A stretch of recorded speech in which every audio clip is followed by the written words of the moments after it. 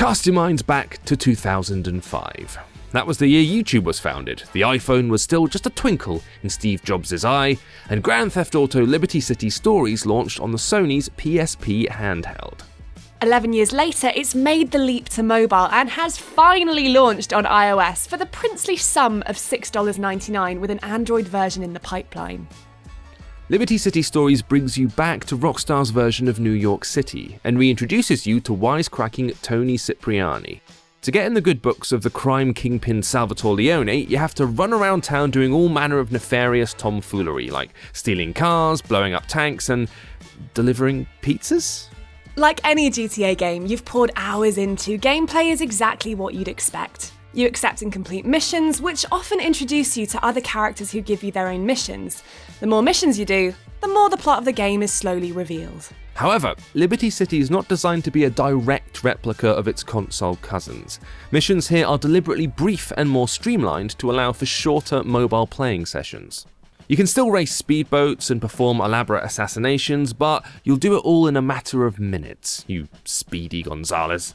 Now that's not to say the whole game will be over in a flash. Completing only the main missions will take around 10 hours, but there's still days of side quests and collectibles to complete and discover.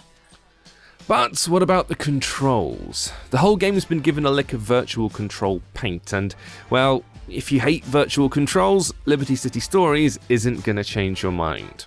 For instance, you can tap your target to lock your weapon or fists onto them, but it doesn't always work. Sometimes there'll be too many enemies standing together, or the whole thing just goes a bit squiffy.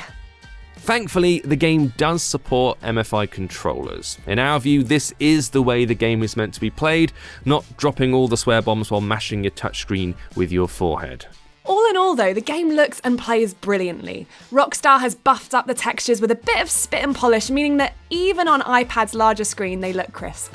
The graphics have the same nostalgic 2005-esque polygon counts, and porting onto mobile hasn't dulled the flavour of the original. Just over a decade ago, Liberty City Stories was the first real console-quality handheld port of a GTA game. There'd been toned-down, top-down 2D attempts to capture the essence of GTA, but never a full-blown 3D replica you could carry around in your pocket. Today, Liberty City Stories is breaking new ground again by bringing that experience to mobile for the first time.